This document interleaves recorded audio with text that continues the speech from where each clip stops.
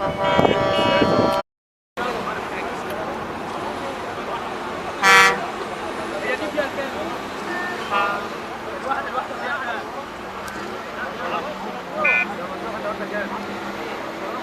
ممدوح الواحدة فيها كام؟ 10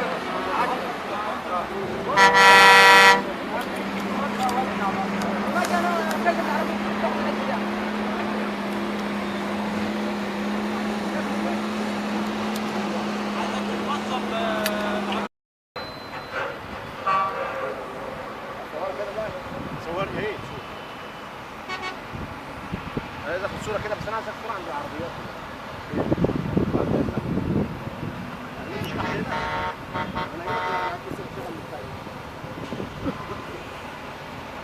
هو تعالى كده هاني هاني صور بقى الراجل صاحبك صور عايز عشان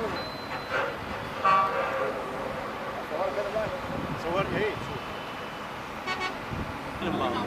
وبعد كده هيسلم بعض. هي مفيش كرتونه؟ مفيش كرتونه والعربيه ما رضيتش تدخلونا بيها. ما فيش كرتونه هناك بعض ورا هنا. يلا يا باشا لما تجيب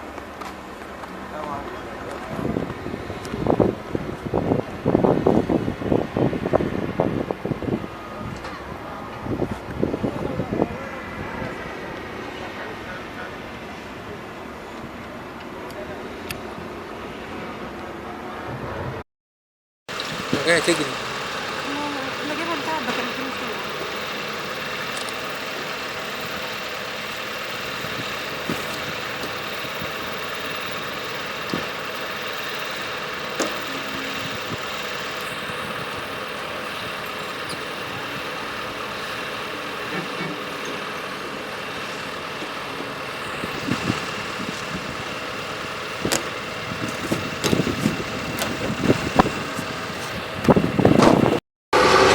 والله احنا بنشكر السيد الرئيس على المشروع الجميل ده بس والانجاز، ونفسنا نعمل اللي اجدادنا عملوه.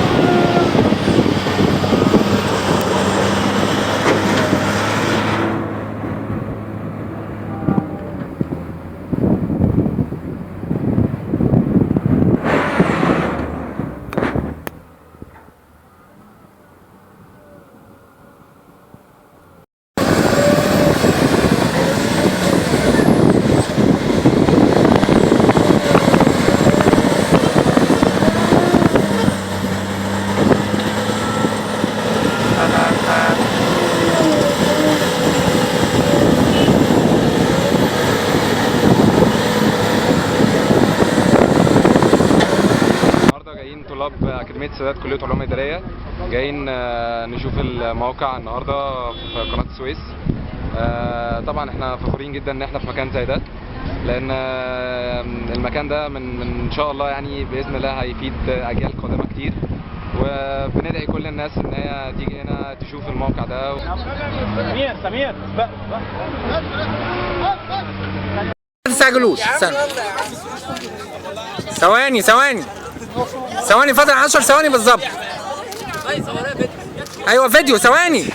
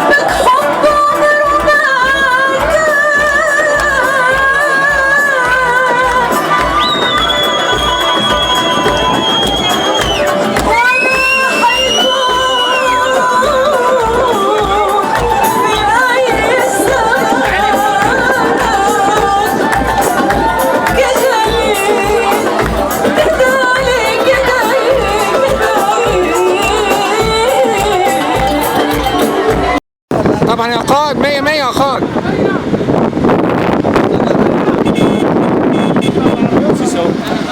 ماشي.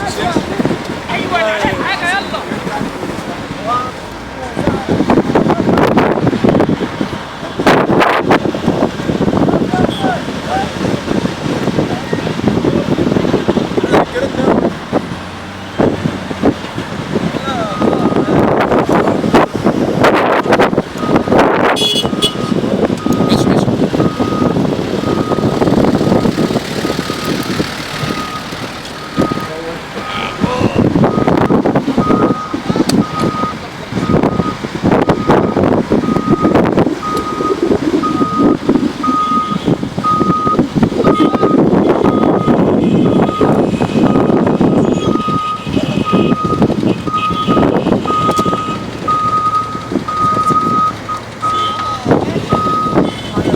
ماشي ماشي. ايوه كله يا رجاله، القنوات كلها.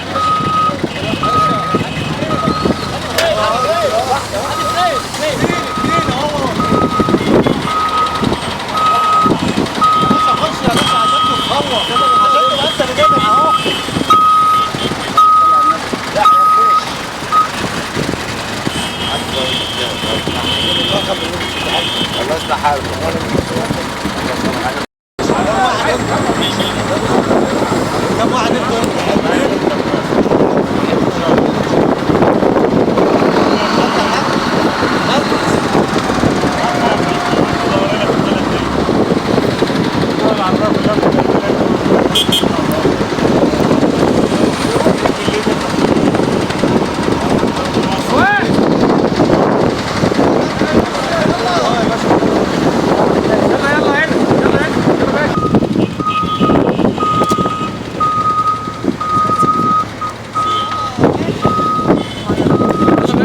ايوه كله يا رجاله، القنوات كلها.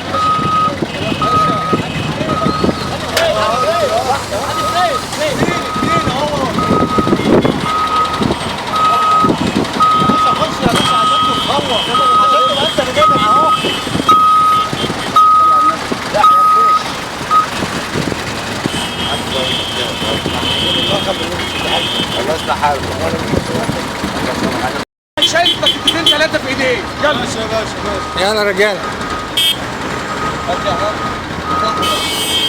تحيا مصر. تحيا مصر. حبيبي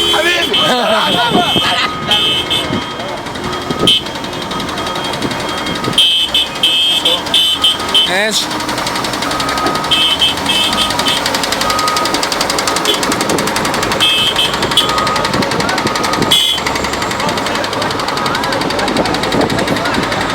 على الذهب مش احسن ما نجيب الغريب يحفر ونلاقي بلادنا بتتنهب. انا المصري معروف باصلي من زمان، شهامتي وعزتي ورجولتي على جبهتي بتبان. لعمرنا سلمت ولا تطيت لعدوان، وعودي اصله صلب مش عود ميلان. يا مصر متربنا على خيرك، يمه متربنا على خيرك. ولما اغضب شويه اقول انا مسافر، اروح اعمر انا غيرك. ولما اسافر واروح بعيد اسمع غناكي، الاقي شوقك في قلبي اقوى من الحديد. ودموعي تنزل على خدي واللي بتمسحها مش يدي، دي ايديك يما يا حبيبتي. واغمض عينيا واسمعك بتنادي عليا وتقوليلي تعالى يا ابني انا مسامحاك. جيت لك يما ولترابك انا خدام، هبني وعمر فيكي بالدم وبالعرق وبالايام. وانت يلي واقف بعيد وعمال على بطال بتتكلم، تعالى شارك وساعد يمكن من الاصل تتعلم. تعالى اتعلم وشوف رجاله بالاصل والصوره، وقلوبهم ما تعرف مستحيل ولا خوف، ولا عيونهم بالحسره مكسوره. يا اهل مصر وناسها عاشق انا في بلادي، ولاجل خاطرها بنادي برساله منها تعالوا ساعدوا ولادي. تحيا مصر! تحيا مصر! تحيا مصر! بسم الله الرحمن الرحيم. الدكتور هشام ديبوس مساعد الرسم والتصوير في جامعه الفيوم. والله دي اول زياره احنا بنزور فيها، عاملين في جروب على الفن التشكيلي اشتراكه، بحيث ان احنا جايين نزور الموقع هنا وندشن بعينينا ونتفرج ونشوف ويبقى في تخيلات ويبقى في تصورات، بحيث ان احنا نعمل معترك فني او ورشه فنيه عشان احنا نعمل ونسجل وندشن كل الاحداث اللي بتتم هنا دلوقتي خطوه بخطوه، بحيث ان تبقى معرض فني تشكيلي سواء في كل تخصص او في كل التخصصات. يعني انا تخصص تصوير، في تخصصات ثانيه خزف ونحت ونجاره وطباعه، ويبقى معرض دولي كمان عشان نوصل للناس ايه اللي بيتم وايه اللي نكمل الانجاز ونكمل العمل سواء بالليل او بالنهار، ونكمل الرمال اللي احنا شايفينها بتتشال والعرق والمجهود الجبار. وربنا يوفق يا رب، ربنا يوفق.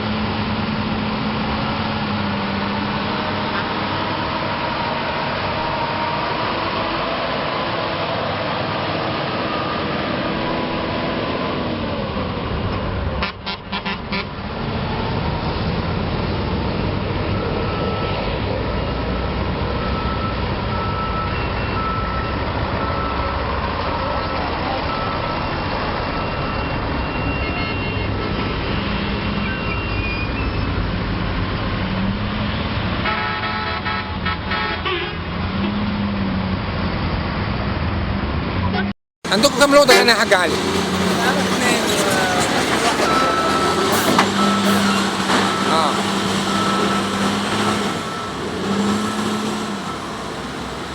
دي مزارع الجيش ها؟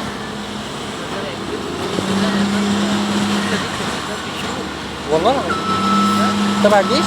قدام كده بقى.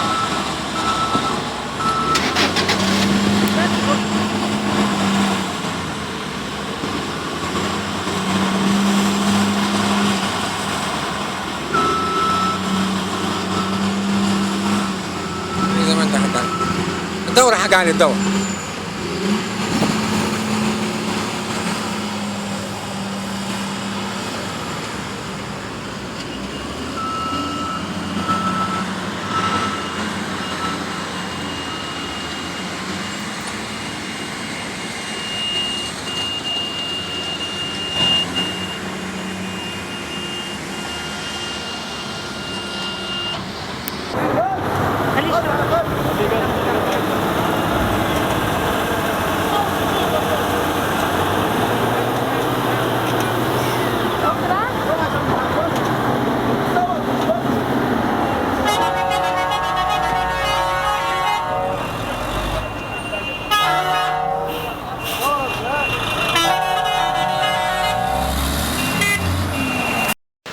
جاية تجري. انا جايبها بتاع بكلمتني فيها.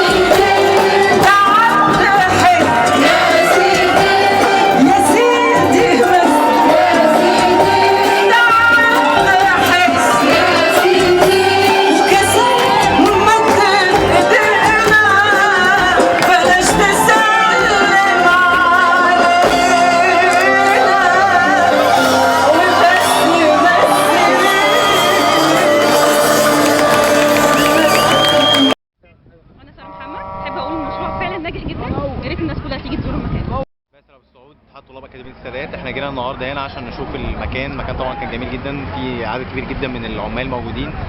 دي حاجه. الحاجه الثانيه احنا اول اتحاد طلاب يكون متواجد في المكان ده، اول اتحاد طلاب يجي فعلا يتفرج على المكان ويشوف على مصداقيه الناس، وان شاء الله خير. فاطمه طارق، سنه ثانيه اكاديميه السادات.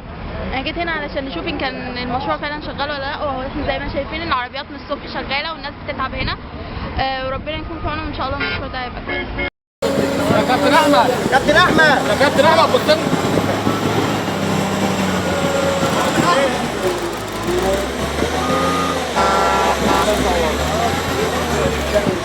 سامح كابتن احمد خليه يجي بالك باللودر. كابتن احمد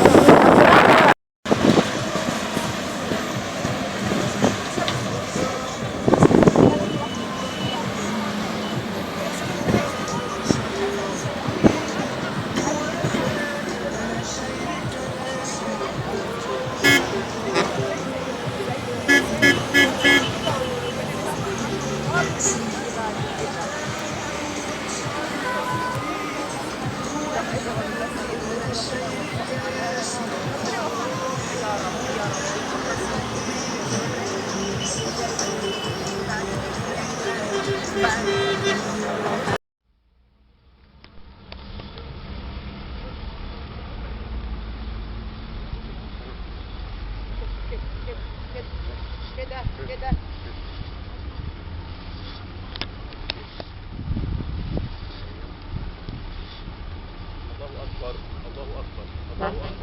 الله اكبر الله اكبر. اول ميه في القناه الجديده، ميه القناه. الله اكبر الله اكبر. المصريين للعالم كله، تاريخ مصر كله بيسطر التاريخ للعالم زي ما سطر التاريخ قديما، فبيسطر التاريخ الحديث للعالم. الله اكبر.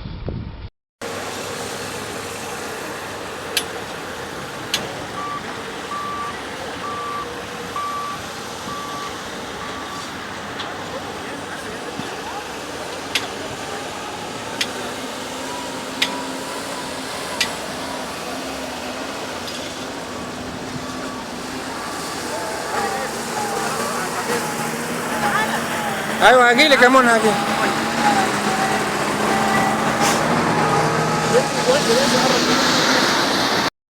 احنا بنفخر ان احنا بنشارك في مشروع كبير وضخم زي كده، وان شاء الله يكون فتحة خير لكل المصريين، وربنا يصلح حال البلد ان شاء الله. جاي تجري. انا جايبها بتاع بكلمتني فيه.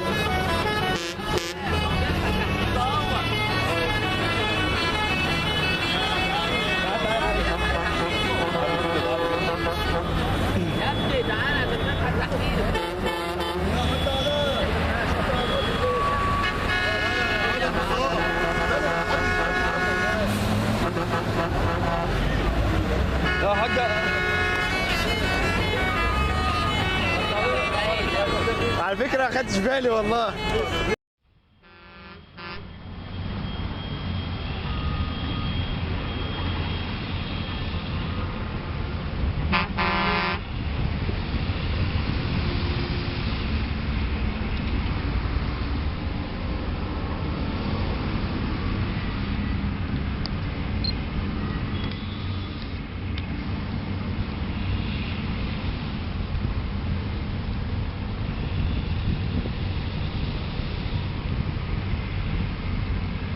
اتفضل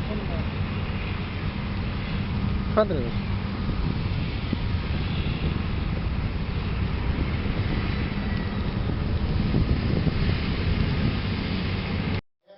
كل القناه دي كلها في سينا. يعني سينا ان شاء الله هتستفاد بمينا العريش ووادي التكنولوجيا والقنوات الجديده، علاوه على ان احنا ان شاء الله هنا في 7 انفاق. 3 في الاسماعيليه، 2 سيارات وواحد سكه حديد، و3 في بورسعيد 2 سيارات وواحد سكه حديد، ونفق شهيد احمد حمدي في السويس. كل ده عشان نربط سينا بالوطن الام، لان احنا سيبنا سينا لما كانت هتضيع مننا، فلازم نراعي ان سينا تبقى في حضن الوطن الام. كل ده خلال المشروع. احنا بدانا المشروع اول مرحله فيه الحفر الجاف اللي حضرتك هتشوفه ل 35 كيلو متر كده. الفلاح هنا التعميق والتوسيع ان شاء الله 10 كيلو، من الكيلو 95 وفيما فوق 27 كيلو، يبقى الاجمالي هنا 27 هنا 10 يبقى 37، وال 35 دول يبقى 72 كيلو متر اللي هم المشروع بتاع قناه السويس الجديده. الجيش ان شاء الله هيخلص على مستوى سطح الميه، هنخش احنا باعمال التدريب عشان نكرر المنطقه دي، واحنا بنكرر حاليا في المناطق دي عشان نوصلها لاكثر من 45 قدم ل 66 قدم. بنكرر هنا بحيث ان كلنا هنشتغل اول ما الجيش يخلص. احنا شغالين في الميه، هنخش احنا بالقنوات بتاعتنا، لان التكريك الميه لما بتكون في الرمله بتبقى تقيله جدا على الحفر على الجاف، احنا بنخش بدرجات معينه نسحب الرمله لغايه لما نوصل العمق ال 24 متر اللي هو العمق اللي في القناه الثانيه، بحيث ان القناه دي تبقى نسخه من القناه دي. لسه في ان شاء الله اعمال كبيره جدا هتتم، وبعد كده الميه بتخش ونحط بقى العلامات الملحيه والادوات بتاعتنا، بنعمل خرائط والنشرات الملحيه. في شغل متواصل بيننا وبين الهيئه الهندسيه، واحنا طلبنا الهيئه الهندسيه تبقى معانا للجديه والانضباط والالتزام في التنفيذ، وهي الحقيقه بتشغل كل الشركات الوطنيه على كتابتين طرق هي اللي بتشتغل فيها. فانا بطمن حضرتك. وضع يجب وضع عند بدء هذا المشروع وتسجيل اول قنبله في صحراء مصر ليتفضل هذا المشروع وينطلق لسواعد هؤلاء الشباب، هؤلاء الفتية، هؤلاء هذا المشروع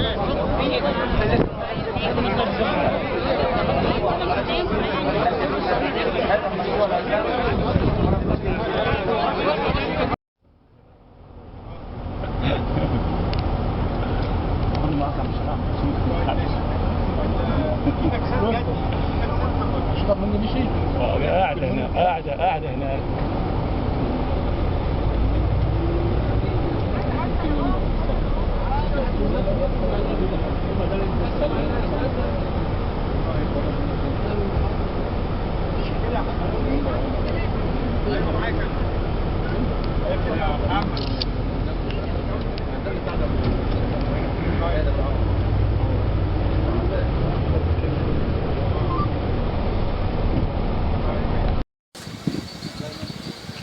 انتوا من امتى واقفين هنا؟ رجع يا سمسم.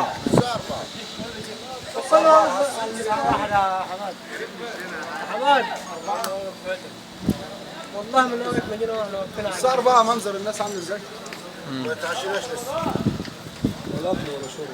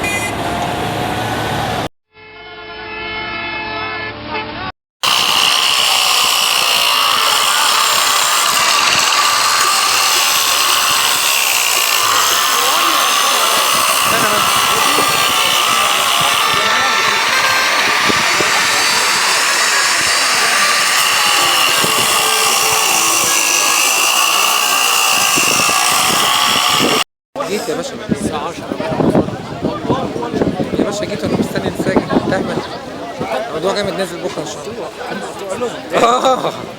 في حد تاني موضوع كبير مش صغير اصلا. لا وبعدين ارتباط في التاريخ، انا الصحفي اول صحفي غطي حاجه زي كده. قول ايه شباب مصر؟ شباب مصر الشباب مش الشباب الصغير، الشباب الشاب الكبير من الشاب للراجل الكبير في الصفقة في الكتة احنا كلنا هنموت هنتقابلنا محدش بيبص لها.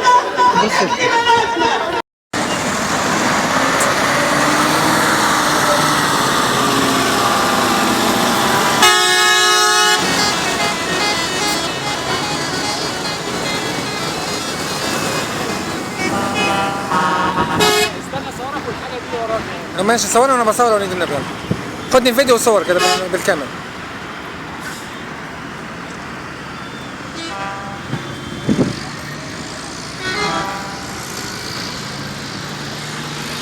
نرى محمد بيه.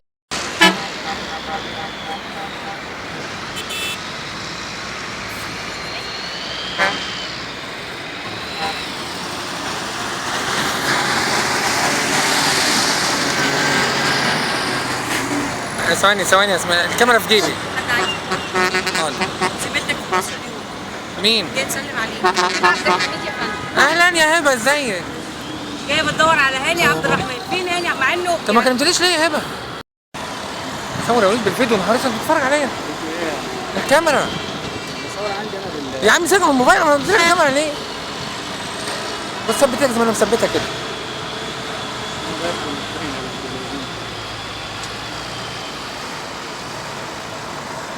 انا شهيرة ازاي؟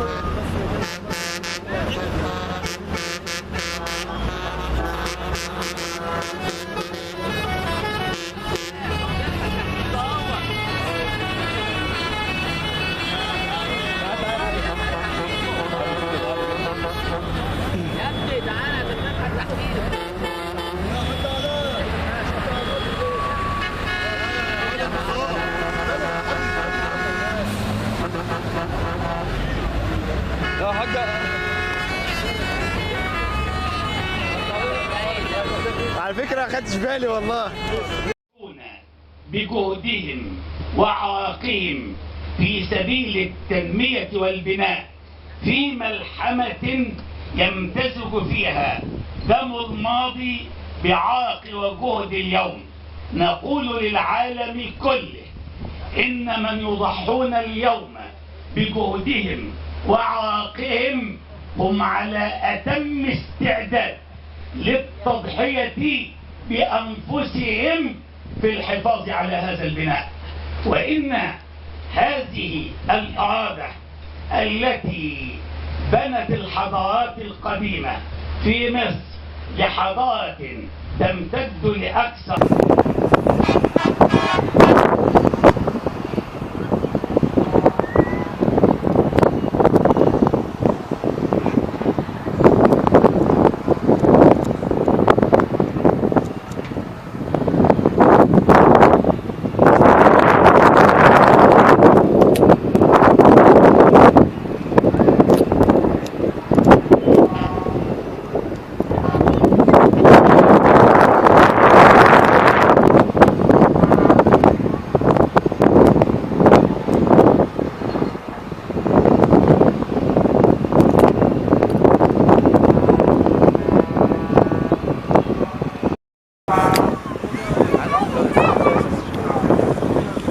تليفون الحاج عزيز.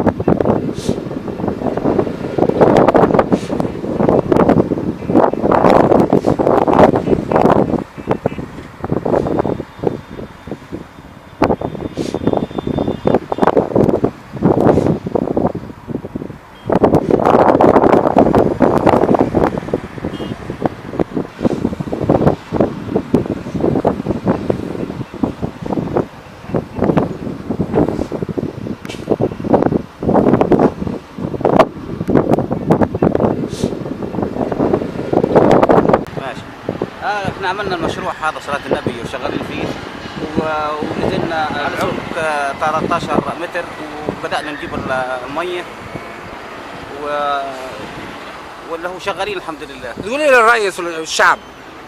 اقول للرئيس يعني مشروع حلو والله مشروع.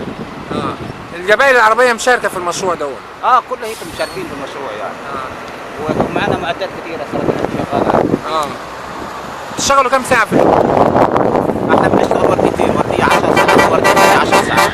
تمام. هيخلص المشروع ان شاء الله؟ ان شاء الله المشروع هيخلص يعني السنة دي ان شاء الله يكون الشغل شغال فيها ان شاء الله يعني الهيئة تشتغل بقى يعيشوا مع الهيئة. ماشي يا جماعة خليكم زي ما انتوا. معلش امجد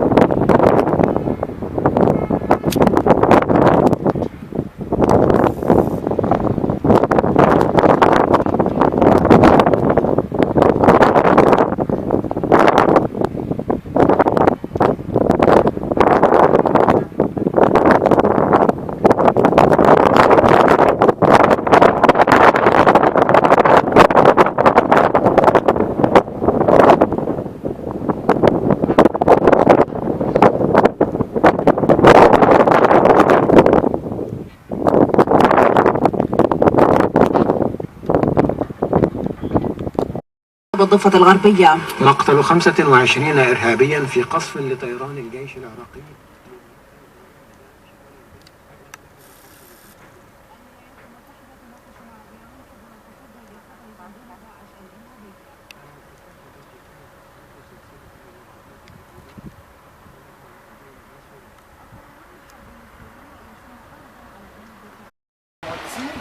ندرس الموضوع ده، قلنا الرقم ده ما يتحققش.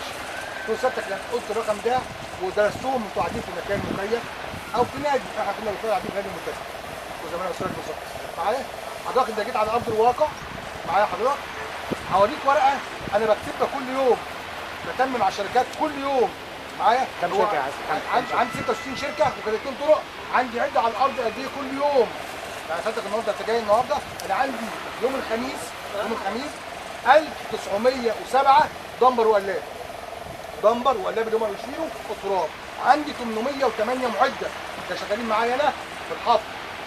قلت له يا باشمهندس سليم نحسب لو كل عربيه سليم بتعمل من 40 ل 50 الف في اليوم، وده قليل جدا خلي بالك حضرتك. لو كل عربيه مكعبه قول 15 متر مش 20 متر، يبقى كل عربيه تشيل 600 متر بضاعه في اليوم. اضرب سيادتك 600 في 1000 1000 ونص يبقى 900000 متر. 600 انا عندي 1900 انا بتجاوز ال 1.2 انتاج يومي، ولكن احنا ما بنقولش 1.2، احنا بنقول متوسط الحفر مليون متر مكعب يوميا. على الرغم ان بنوسع ونطور طرق ربط المعادن، بنوسع ونطور الطرق الرئيسيه بردان صوابي والاوسط، بنوسع ونطور طريق عرضي واحد من بورسعيد حتى الشط عشان يتماشى مع تطوير محور قناه السويس والتنميه اللي هتحصل. بنعمل شبكه طرق من دلوقتي تخدم المشروعات المستقبليه ان شاء الله. وهي عمر 6 أغسطس تمام شهر ونص تمام تقريبا كام في المية بقى؟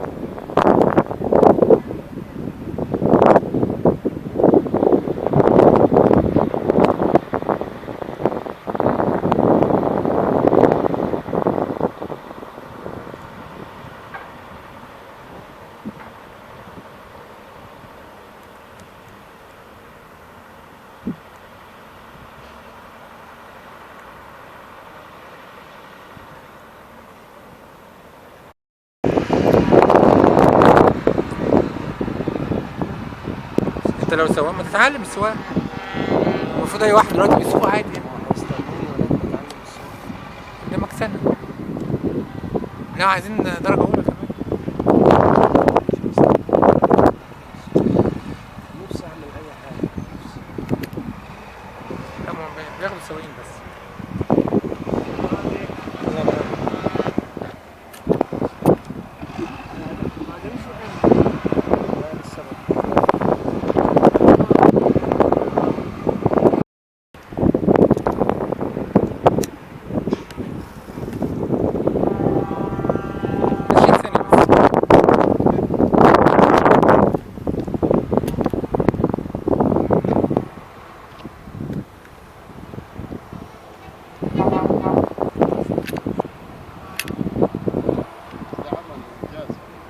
طبعا. ده عمل انجاز. اللي هو كامل ده. ابو خريطه. تحيا مصر. تحيا مصر. تحيا مصر. تحيا مصر. تحيا مصر. تحيا مصر. تحيا مصر. تحيا مصر. اتفضل استريح عشان ما يبقى في شر.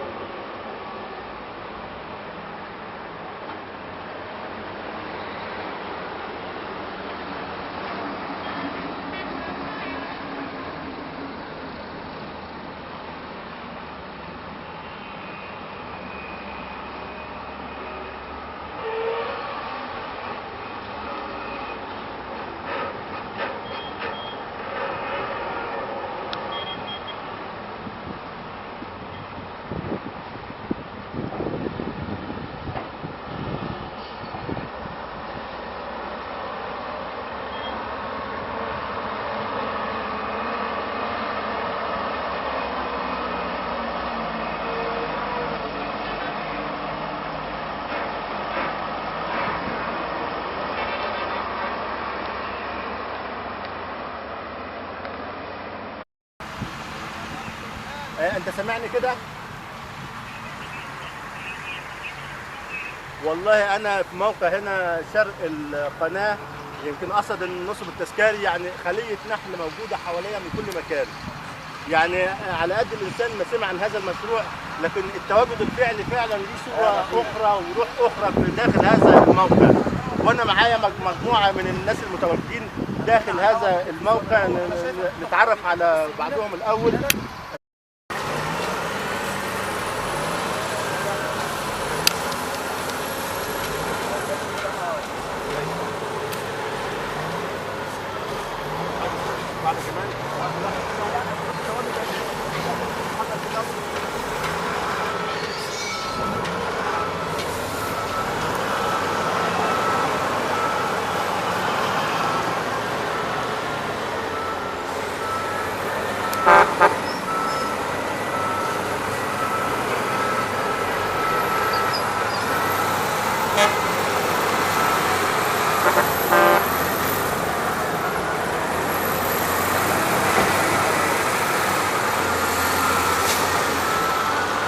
بسم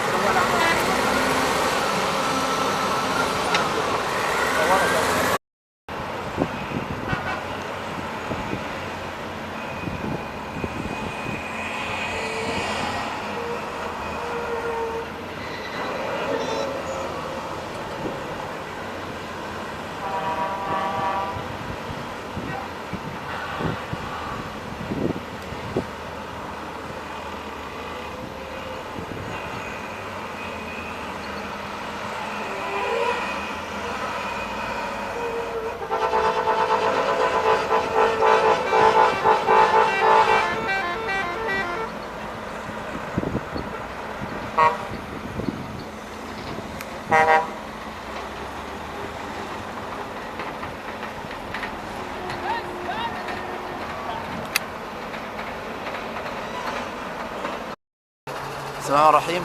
أنا مهندس أحمد سعيد، وإحنا هنا شغالين في محور قناة السويس الجديد. إحنا واخدين قطاع حوالي 500 متر، وإن شاء الله بإذن الله يعتبر خلصنا حوالي 60% من الحفر اللي هو الجاف. زي ما حضرتك شايف كده المنسوب، إحنا عملنا قطاع في الحفر لحد وش منسوب المية. ماشي، ظهرت طبعا معانا المية على حوالي ارتفاع 4 متر، وفي قطاع تاني ظهر عليه المية حوالي 6 متر أو 7 متر. وان شاء الله باذن الله ان شاء الله احنا هنجهز الموقع، هنربع القطاع نفسه بتاع المحور نفسه بتاع القناة على المقاسات المطلوبه، وبعد كده هننزل حفارات زي ما حضرتك شايف كده. هنقطع في الجزء اللي هو من اول وش المنسوب دوت، هنجيب حوالي 4 متر او 5 متر بالميه بالحفارات، وهنحمل طبعا على العربيات وهنرمي برده في المقالب. ده بالنسبه للموقع الواخده اللي احنا فيه دلوقتي. طبعا في ناس طبعا عماله تشكك في موضوع التمويل والفلوس والكلام ده. احنا الحمد لله صرفنا فلوس لحد دلوقتي، بسم الله ما شاء الله شغالين، والشركه صرفت لنا ومفيش اي مشاكل وما عندناش اي شكاوى في اي حاجه، والموقع بسم الله ما شاء الله ولا في اي مشكله عندنا الحمد لله.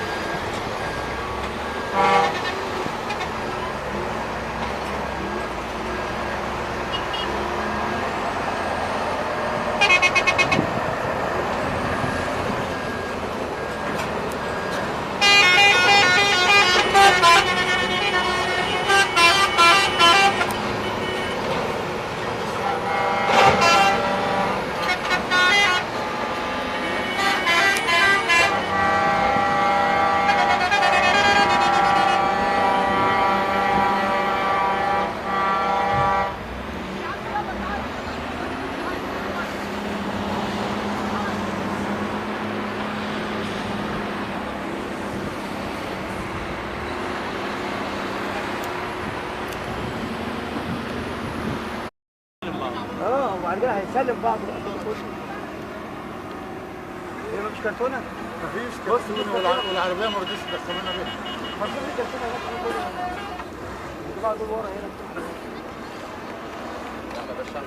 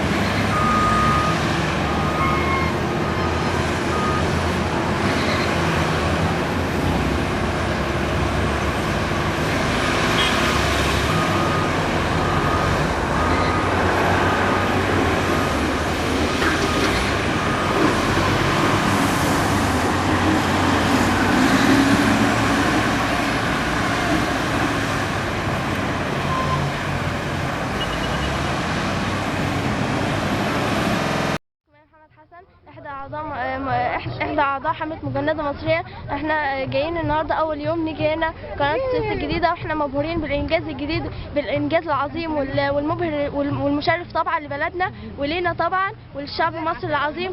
اولا، ثانيا احنا بنطالب بتجنيد البيانات في الجيش المصري، مش لده ان احنا مستقلين بقدرات رجالتنا رجاله مصر، بس احنا بنقول ان احنا نساعدهم مش ان احنا ناخد مكانهم. واحنا بنطالب بمقابله الرئيس المشير عبد الفتاح السيسي، ويا ريت تستجيبوا لمطالبنا ان شاء الله، يكون الموضوع ده له اهميه كبيره بينا ويزيد في مجتمعنا، وكل البنات تكون من افراد القوات المسلحه ان شاء الله. بنتمنى خير وبنتمنى الاستجابه من الرئيس عبد الفتاح السيسي، لانه بجد انسان عظيم ومشرف للبلد، ولازم ان احنا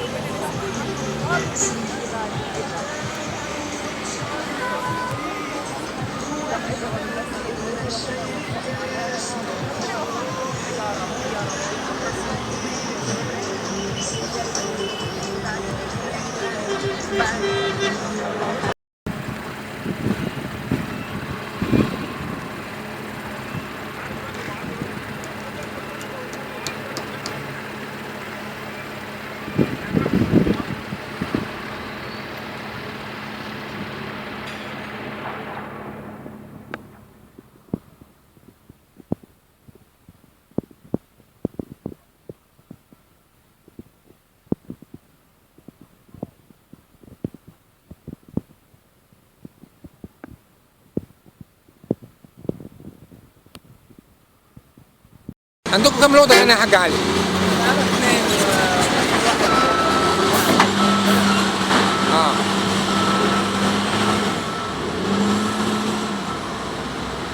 دي مزارع الجيش ها؟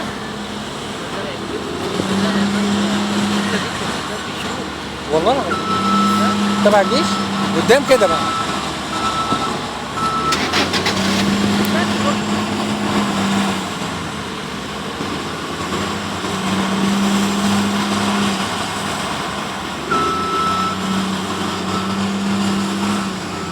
زي ما انت حاج علي.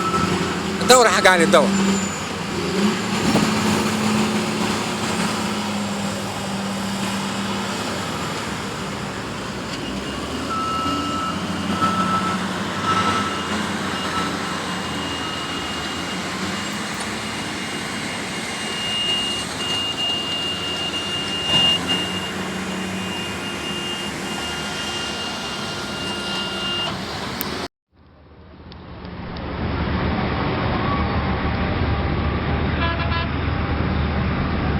welcome. I'm journalist Hani Abdurrahman.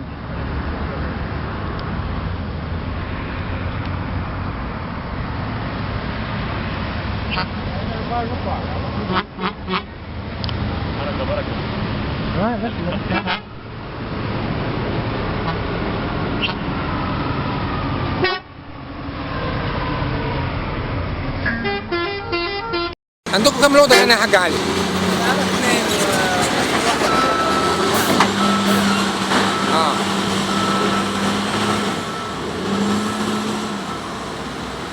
دي مزارع الجيش ها؟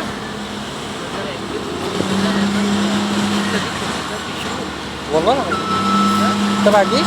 قدام كده بقى.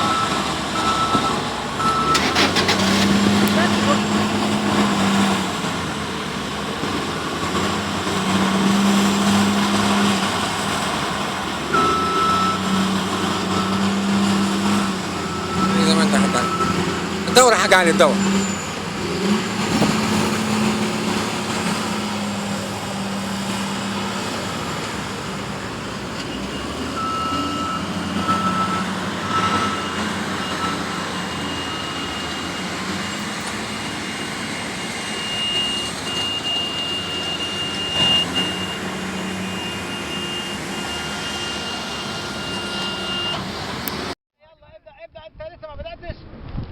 على فكره انا رفعت ايدي عاشي ده التاني.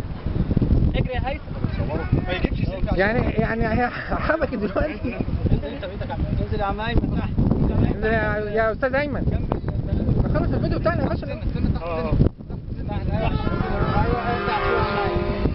جريدة الجمهورية اجدع ناس. ايه يا عم؟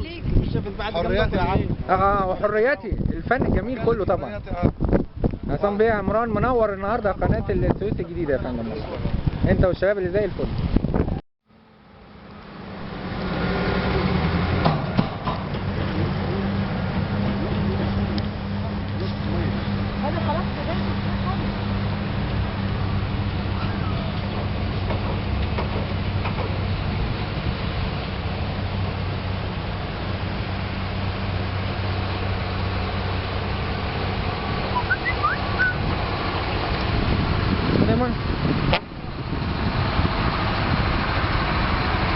خلي معاك.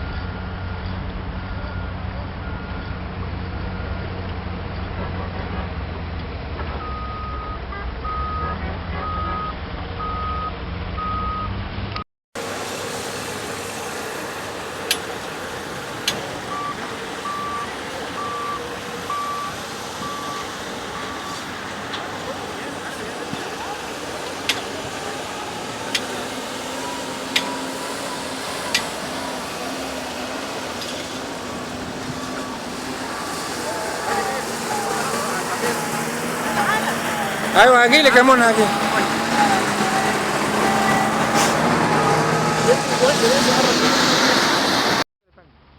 ان شاء الله احنا مشروع هيئة قناة السويس. انا وائل محمد احمد هيئة قناة السويس مركز ابحاث هيئة قناة السويس.